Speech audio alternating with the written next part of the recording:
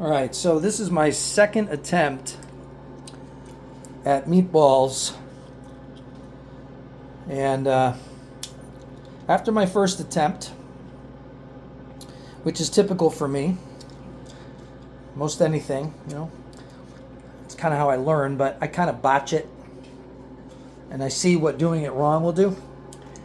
I got to do that first, I guess, before getting it right and hopefully having it come out the way I want it. So if this comes out well, and I'll demonstrate the outcome, kind of split them in half and have you take a look at it, and I'll give you my honest feedback after I eat or taste it.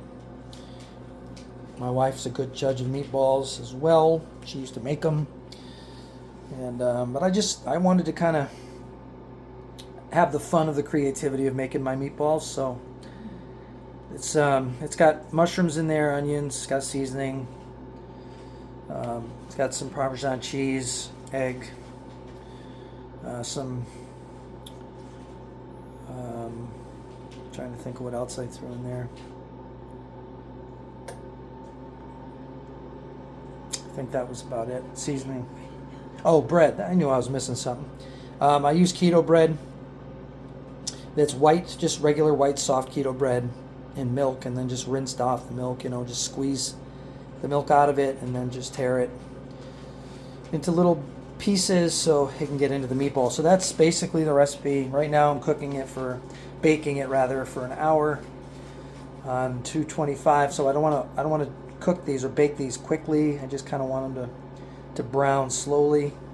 I'm finishing them off in the sauce in a pot, but I am going to start the process in this oven. I really like this oven I got it from Amazon. It works really well. I enjoy using it, but yeah, this is the first attempt of doing meatballs here in this oven first. That's something I didn't do the last time, and it wasn't pretty. And the pot that I put it in just basically wasn't the right thing to use. It wasn't a regular pot with sauce in it. It was like an air fryer pot type thing, and I thought I could just roll them and put them in there with sauce and it would just cook and come out great, which they all just mushed together and it wasn't good. And yeah, it wasn't. I mean, you could eat it, but it wasn't the way a meatball should look. I wasn't eating meatballs. I was eating Hamburg mush. I've got Hamburg and pork this time. Ground pork and ground Hamburg, 80-20 Hamburg and pork. I only did pork last time, so I'm going to give this a try. All right, so I took it from, by the way, I didn't mean pork meat in my last sentence. I meant I made it all beef meatballs. This time I made it a pork beef 1-to-1 ratio, basically. Maybe a little bit more beef than pork, but anyway, so I took it from there, which was out of the oven. Now I've got the 4 meatballs right in a pot. So what I'm going to do is just finish this off with some sauce, of course, just kind of on simmer, so that flavor, and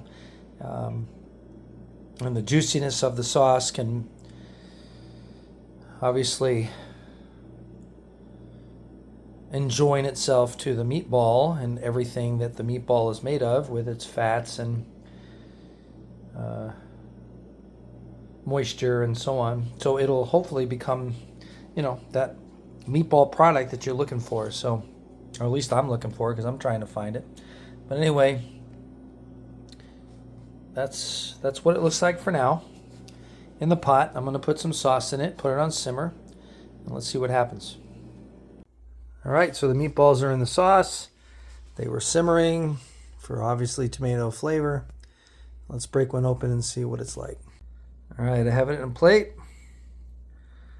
Cut through. It should just be easy to put through your fork, as they say, to break it up. Again, this is pork and beef. That came out pretty easy. Seems like a good meatball to me. Hold on, I'll give it a try.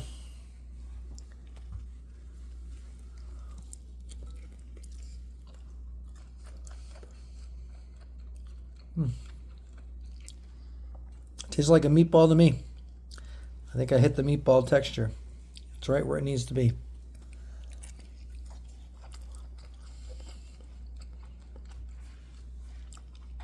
Yeah, that's a meatball to me. So, I don't know how it would compare to everybody else. I guess I would have to taste everybody's concoction, but I like the texture. I like the taste.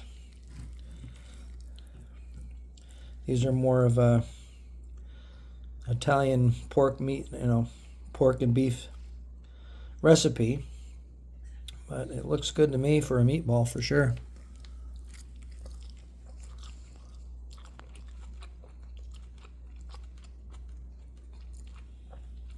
Yummy to me. I like it. All right, there you go. There's my recipe for meatballs.